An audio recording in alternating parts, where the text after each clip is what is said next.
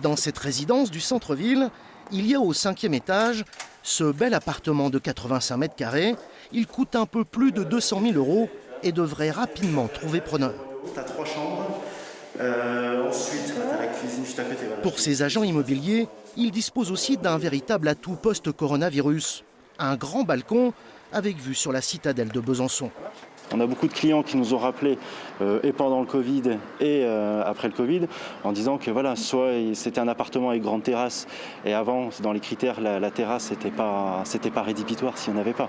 Alors que maintenant c'est appartement avec terrasse ou maison à l'extérieur du centre-ville. Dans notre région, le marché de l'immobilier était dynamique avant le confinement et il suffit de tendre l'oreille pour voir qu'il l'est resté. On s'attendait à des prix moins élevés sur Besançon. Surtout sur des petits appartements. Dans cette société qui possède 14 agences immobilières en Bourgogne-Franche-Comté et en Haute-Savoie, on a vu revenir avec soulagement les vendeurs et les acheteurs. L'effet Covid a suscité des projets qui n'auraient pas existé précédemment ou qui n'étaient qu'une simple envie mais qui ne se seraient pas forcément concrétisés. Le marché s'est remis en place, notre travail s'est remis en place dans un délai tout à fait raisonnable, acceptable. Ça nous donne confiance pour l'avenir. Même analyse du côté des notaires qui, dans le Grand Besançon, ont vu évoluer les demandes des acheteurs.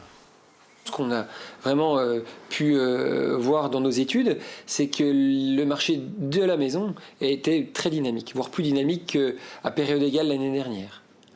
On a effectivement plus de demandes sur des maisons, mais pas forcément à la campagne, des maisons de ville également. L'immobilier n'aurait donc pas souffert du coronavirus et seules les incertitudes économiques pourraient ralentir cette reprise, par ailleurs plutôt timide en zone frontalière.